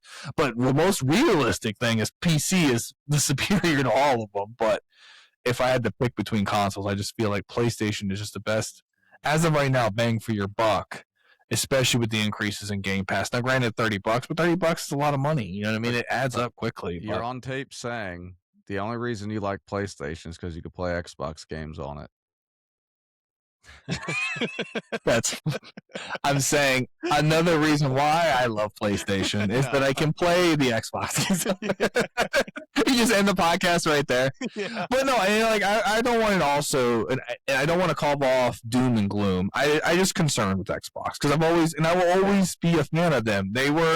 I will never forget getting that first Xbox and holding that ridiculous Duke controller and just being like, this thing is insane. I could probably drop this on my head, not paying attention, and knock me cold. But and I'm not, and again, I hope that this new CEO, I hope she is everything she says she is and means everything she says she means, and really does care about these games and cares about keeping Xbox alive, being vibrant vibrant in the way we want it to be. I have no doubt that she will make it successful, being in a third party, switching to what it may be, and like maybe turning out a bunch more content. I have no doubt about that. What I'm saying is I just hope it doesn't lose what makes Xbox. And Dave, I know me and Chip have been jumping back and forth. How you feeling about all of it, being an Xbox day oneer as well? I'll try to keep it condensed, but I think, to be honest with you boys, this is good news. I think this is a good thing because from keeping my ear to the industry over the years, and obviously the more research we've done this week with all the news coming out, seeing like people were not pumped for Sarah Bond to take over after Phil Spencer left, and from the sounds of it, like she wasn't very popular amongst the company. And I don't want to talk poorly about anyone, especially someone I don't even know. I'm just saying these are the things I've heard, and it was basically because she was the one pushing the charge for this Xbox Play Anywhere initiative. Mm-hmm. We saw the ads. I talked about how I saw the commercial one day where someone's holding up a TV and it's like, this is an Xbox, and then there's a phone and this is also an Xbox. And from what I was hearing, that was like a smack in the face to the boots on the ground employees, the people that make the games that we love, or they make the actual Xbox that we love, to where they're like, what are you talking about? Like, we've put so much effort and love into making and now you're saying like a TV is like it was weird the direction the company was going, and especially with the exclusives. I mean, back in 2007, I had a PS2 in our family basement, and I was like, I don't want this crap. I was like, I need a 360 so I can play Halo, Gears of War, everything we talk about. Like, wait, I mean, I loved my PS2. I probably spent the whole summer just playing Kingdom Hearts, and stuff. So like the PS2 had its place, but at the time, all my buddies were jumping on Halo and Gears and stuff, and it was that's what was making Xbox successful because there was kids all across the country like me that were, shaking their parents, being like, I need to I need to jump to Xbox to play these games. The exclusives is what sold the system, and now, you go to the model with Game Pass, it's like, yeah, you're not gonna sell as many Game Pass subscriptions if nobody's buying your Xbox. So I don't understand what was kind of going on with the company. It seemed like things were going fine, and then they took this crazy shift, and then yeah, Phil Spencer just retires out of no. I mean, we kind of I, we talked, we knew it was coming, but it was very sudden. do you And then think Sarah, that retirement was kind of like you need to retire or Yeah. I'm retiring? Because I think feel like so. you don't retire on the 25th anniversary year of Xbox until it's, you know what I mean? feel Like like if it I was think of like an ideal yeah. goodbye would be like the end of the year next year, then I roll. But I'm sorry, Dave. I was just No, curious. but you're absolutely right. I think I touched on that on one of our early episodes where it was like, all right, this is a big year.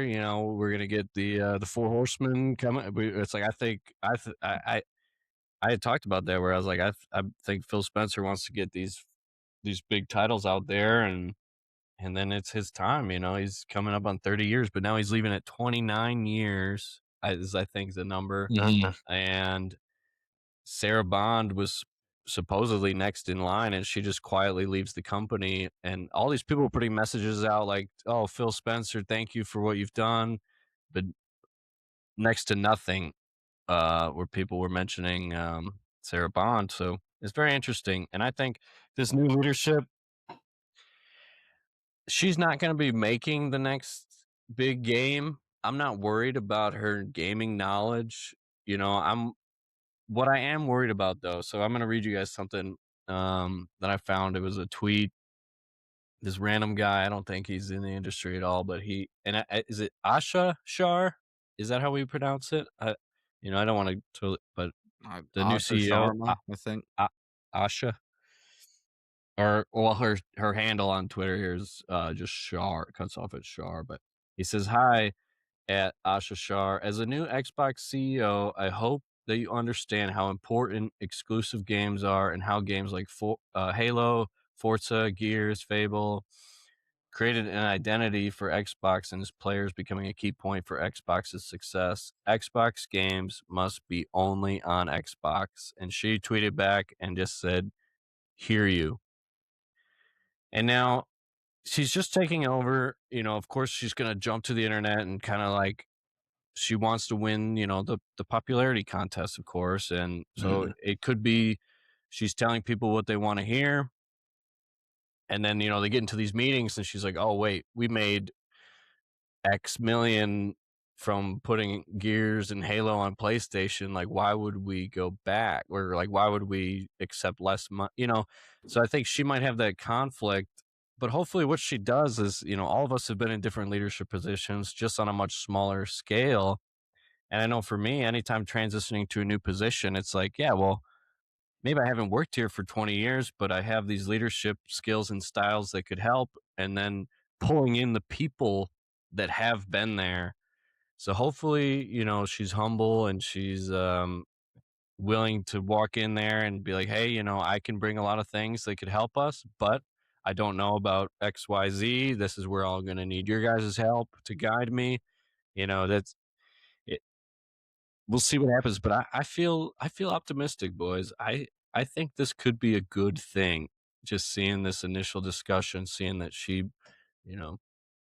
we want to kind of reverse the course of the ship here. Like Xbox was going in a very questionable direction, and we'll see how it plays out these next couple of years. I can paint the And I, picture of how it's all going to end. All right. And let me just tell you all. One, the only reason Sony is more successful is because Xbox gave up its exclusive rights to games and allowed PlayStation to take them on, which, true to Stan's point, PlayStation was way more successful. Never mind. I'm sorry. Go ahead. No. let me continue, please. And for newer gamers or for the casual gamers, like Stan has said, Of course. Why would I not get the device that I could play all the games on? PlayStation is going to do the same thing. We've seen it with Helldivers 2. It has come to Xbox.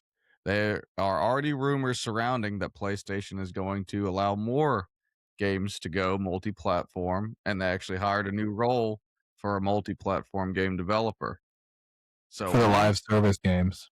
once all of their games go, their exclusives go, and then it's just the world will be right again, and people will understand a superior console.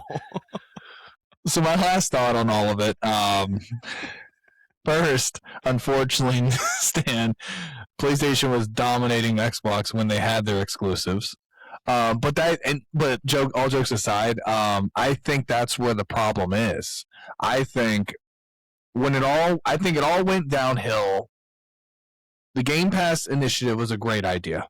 I think they just weren't ready to really fulfill what it was. Because there was that time where Xbox, the biggest meme was, where are the games? Where are the games? And then in 2022, they did a $68.7 billion acquisition of ABK, Activision Blizzard King. And I think, and to this new CEO as well, and to Phil Spencer, I don't think it's their call really anymore. I think that's where this is all kind of stemming from. I think the vision changed. It changed from Phil and Sarah and Matt's vision, and Microsoft proper got involved because you spent $68.7 billion to get this acquisition. We need to make money, and I think that's when it all started. When the first 4 games went over to PlayStation, and they made money. And we joke around, we do our little console wars, but we're all in good fun, and we just don't want to see our things. We all love these games and love both brands, but I think to compete until the end of time. Competition's important, man. I always joke around with like wrestling. Like WWE got better when AEW came around because they had some competition, and before then it was stale. And I want them to compete because I realistically want both consoles always, because I want to always have them because there's a reason for both of them. But I think that acquisition, which was think about that money. I know it had Call of Duty and stuff, but unfortunately, look what Call of Duty is now. It's kind of a shell of what it was, and all that money. And Blizzard is getting better, and we're seeing them change course and adjust fire, but it's still $68.7 billion. And I think, again, I go back to it. Microsoft proper gets involved, and the name of the CEO is eluding me right now, so I apologize. But I think that maybe that's what it all comes down to. And I think maybe Phil just saw the writing on the wall, and maybe Microsoft proper was like, hey, man, whatever plans you have are done now, and that's why Sarah's leaving, and they slot in this new person.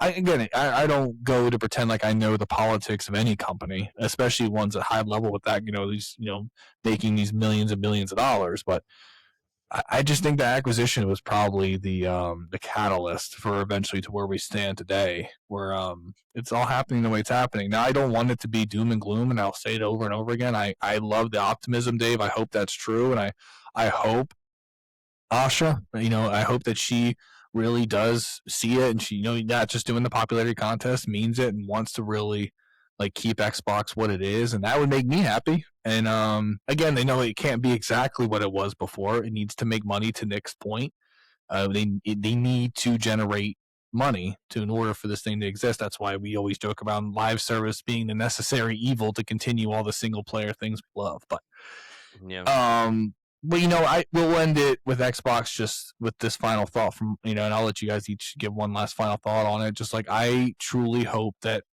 being the PlayStation guy, regardless, I want Xbox to continue to thrive. And I hope that this is a positive change, regardless of why it happened. And I hope that Asha and the team that she and Matt and them, they all put together a positive executive team that builds up these developers and makes them crank out great games. Forza and Fable are right around the corner, along with everything Clern. And the Beast when they got it right that time. I know it's Kiln. Don't get mad at me. But boys, before we jump into the most positive stuff. We're really excited to talk about the Requiem early reviews, and then wrap it up and call it an evening. Again, I do want to touch on PlayStation. Their nose isn't clean in all this going on as well, and it does. For me, I don't know how much you guys knew about Bluepoint, the stuff that they worked on, and it just like, again, maybe I look at it from two sides. The first one being, maybe they realized that like maybe the money isn't where in remakes anymore, which is hard for me to believe, but maybe that's their thought process. They're like, remakes aren't going to be what we need. We need to double down on live service and new IP, right? And maybe that's the thought process, and maybe that's why they thought we need to cut somewhere in this company, and this is the group that we don't really think we need anymore. And maybe we can take some of the developers within them and kind of spread them through what we got going on. But it's hard for me to think that that's what they're thinking, and then they end their state of play with the God of War remakes. You know what I mean? So it's like mixed messaging in a sense. Like, maybe we don't need these, but let's do our biggest IP and remake them. And it almost is like if they had nothing they were doing, or maybe they decided they wanted to do something else, and maybe it's a whole disaster just to look at it from PlayStation's perspective, maybe. But it's also like, if this is our plan, let's put the guys that are the best at doing it on the plan, is what I'm thinking. But the other side of it is just, I think it's just mismanagement. I think you go back to Concord, you go back to all these other, what's the other one that's coming out? Fair Games. We haven't heard anything about ever, It goes back to the Jim Ryan era of PlayStation. I think these decisions in the current, Herman Holst and his role, he was a part of those decisions that they're making, that maybe it's just bad decision making, realizing that maybe they put these guys on this job and realizing they weren't built for a God of War online game, which I don't even know how that would work. You know what I mean? Like, it doesn't really make any sense to me. It's not just, I thought that the Last of Us factions was a great idea. Like, they have those built-in factions within the Last of Us universe, and they didn't like let that game go through, because they said that the Destiny devs looked at it and said it wasn't it. And it's like, well, and then again, it goes in the marathon, and we can keep jumping back and forth. But with Helldivers being their big success, yet that was not really their studio. It was Arrowhead Studios. You know what I mean? But they helped publish it. It's kind of hard to say like that's a huge success for Sony, and when it's more of a success for Arrowhead. And I think their next game they're doing on their own. They're not associating with PlayStation. So I don't know. I think this is just a residual of the bad decision making that was made in a bygone era that's still affecting the current era.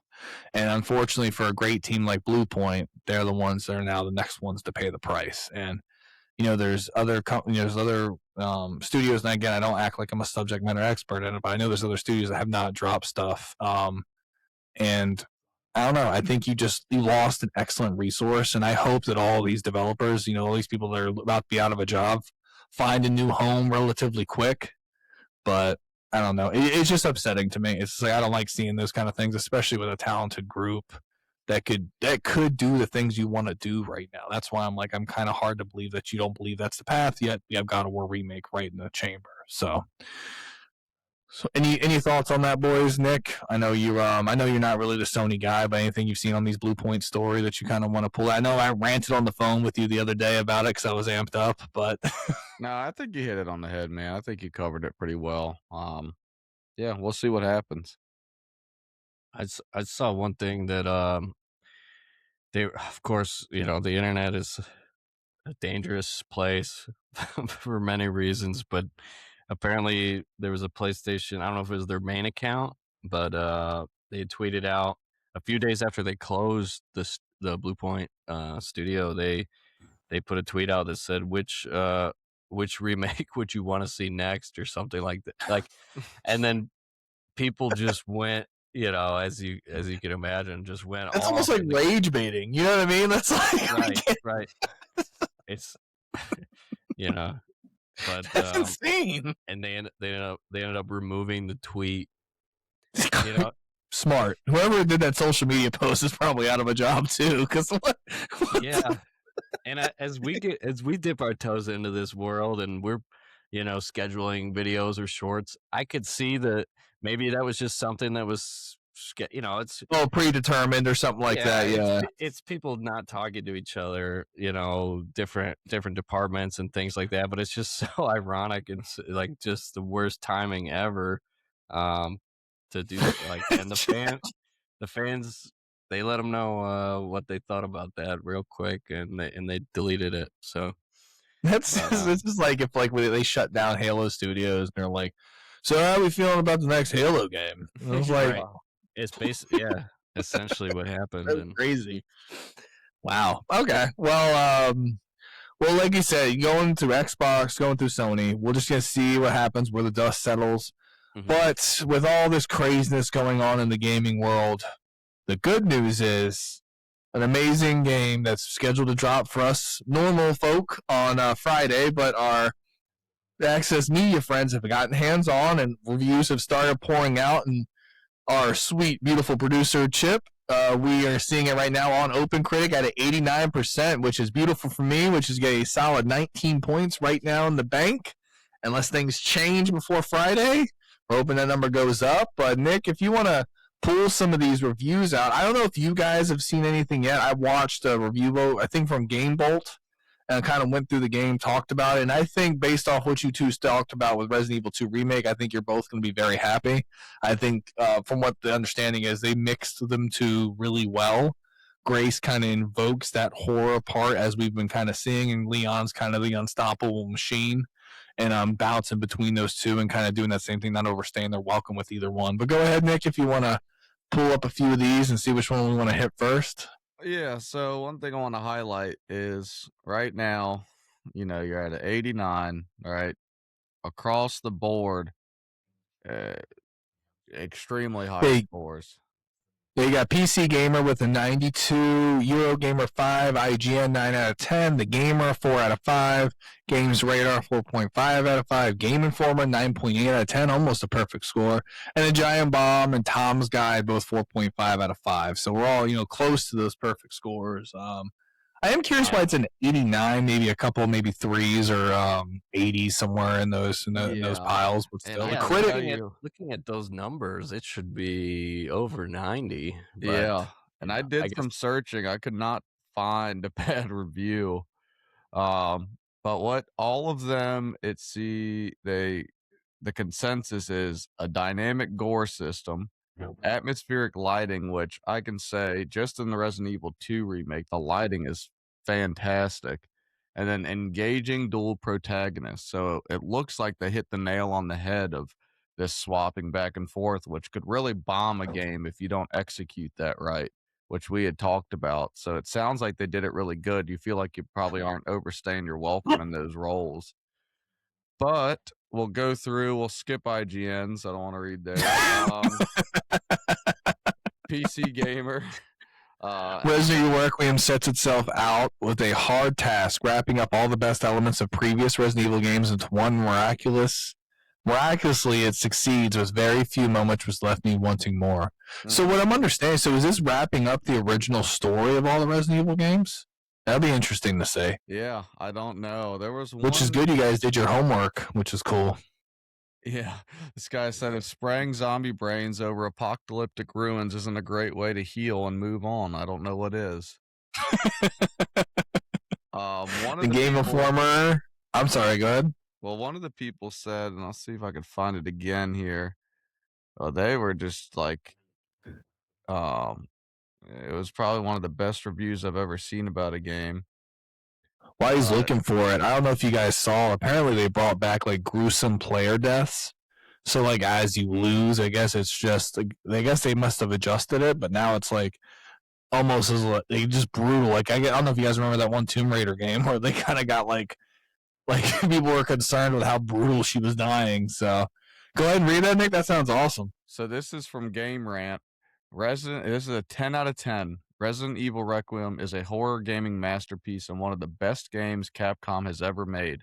It's the ultimate Resident Evil game and will be remembered as fondly as the franchise favorites in the years to come. That's awesome. That gets me so excited. Yeah. That's awesome. And then Game Rant, too, another perfect score. Resident Evil Requiem is a horror game masterpiece and one of the best games Capcom has ever made. It's the ultimate Resident Evil game. Oh, did I just... Yeah. Here's another one. This is from PlayStation Lifestyle. That's how much I like that review. I had to read it again. It said detractors might cry foul that Capcom has forced two wildly different experiences into one package, but I prefer to think of it as two sides of the same coin. It's an endless buffet of nail-biting, pulse-pounding action, and I would argue survival horror at its finest. Well, boys, we can take those down now. So looking at all these reviews, I know we've talked about Resident Evil Requiem since the draft, realistically. But Dave, how are you feeling? You know, fresh off RE2, RE Requiem is on Friday. We get a little bit of a marathon buffer between then and now. How are you feeling, man? After reading those reviews and seeing some of that stuff. Oh, I'm very excited. You called it out earlier though. It's weird. It's sitting at 89 with all those reviews. Were like close to perfect scores. So maybe we'll see it bump up a few points or something in the coming days. But I'm pumped, man. It's gonna be a great experience. Might have to get the kids down early. Maybe I'll figure out with the wife. She doesn't want to play it. She's too scared. So I'm gonna be just going in solo. You can let her know I'm gonna be just as scared, but I'm gonna be playing with like this. Yeah. Yeah, dude, this is the first like well, I mean, for me the first big drop of the year. I know you fell in love with Dragon Quest 7, but I didn't have the time. So this will be the first game where I do have a pretty free weekend. I'm excited to get into it, and yeah, dude, I'm gonna dump a bunch of my life into it. Maybe try to get all the achievements. We'll see how hard they are. Dave's gonna get his hair cut like Leon by the end of this thing. It's gonna be clean. A shirtless Leon poster up on the wall.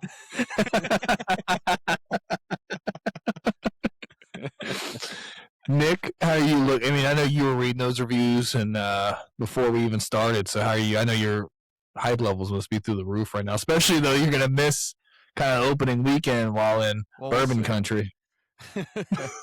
No, dude, I'm extremely excited, and you know, Requiem for me is more than just this. You know, this the hype of looking forward to it, because it kind of made me give this franchise a second chance that I've talked about. I'm not going to beat a dead horse, but like I said, I played Village and I written off the series, and I played Resident Evil 2 and I was like, this game is fantastic. This is what I want out of this type of game.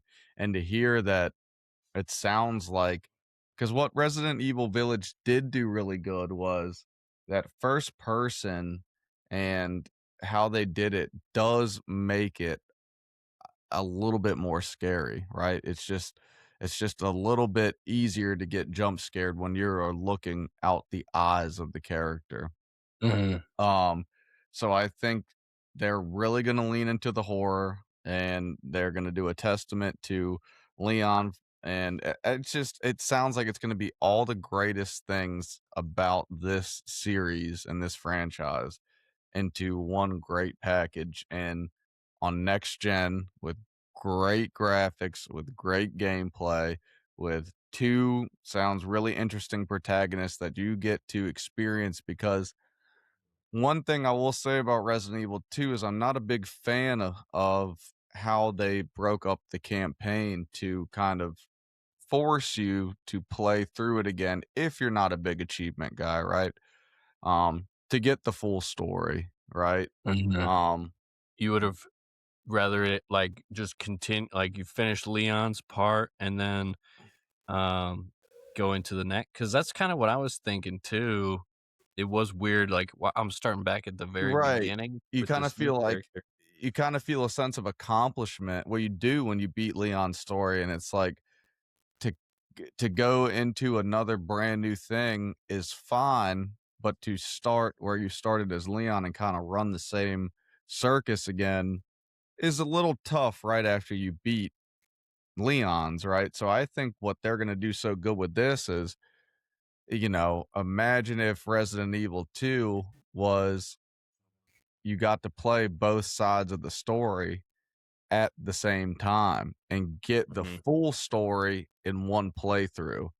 And then you want to go back and do the achievements and play the different route. Yes, you can do that and you can do all those things. But I would have liked to know that maybe I go back and play it a different way and I get the true ending, that's fine. But to not have the true ending be kind of locked behind multiple playthroughs of the same thing, right? To where it's basically really the same thing, just the puzzles are a little bit different and you're a different character experiencing the same story, right? It's like maybe you go through and the decisions you make in this game will give you the true ending, right? Maybe it has a couple parts where you have to, like we've seen some of the greats do, Mass Effect, Fable, etc. But maybe it has these key moments where you have to make a decision, A or B, and that will outcome your ending if they want to go that route, which Capcom is known for having these different endings. So maybe if they wrap it up into one package like that, that would be really cool because that adds great playability, right? If it changes dialogues, if it changes, even how you run a mission, right? Do you want to go through the sewers or do you want to try to go around them? Right? Simple shit like that goes a long way in these games too. Yeah.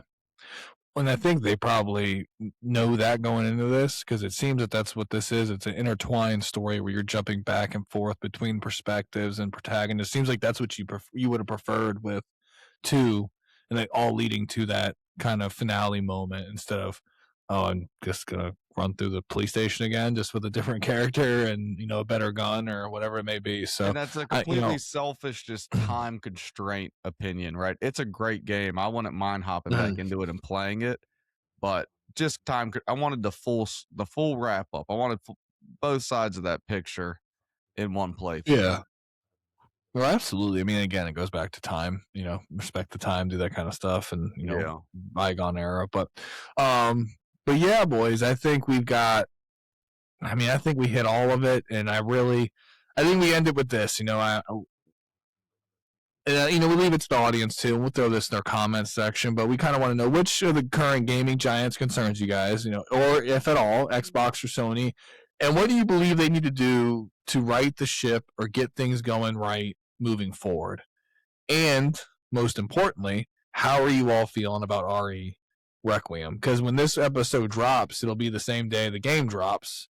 If everything goes smooth and we're able to get everything out, but that would be kind of cool, and people kind of hear our thoughts as they're running through the game and looking through those early reviews. As I'm sure everyone's read through them all right now, right? They're all excited, but boys, I think we hit an excellent episode, and next week's going to be just as stacked. We're going to be diving into the Marathon Server Slam, Resident Evil Requiem. Actually, all of us will be getting hands-on if, hopefully Stan gets a couple hours into it before we record. But I'll tell you this, you don't want to miss it. We're going to give both those games some love, and we're going to be excited to talk about them next week. And boys, I hope you both have a great rest of your evening. Look forward to talking to you next week. And everyone, just remember, keep grinding, keep gaming, and we'll see you all next week. Thank y'all. Thank you. Good night, boys.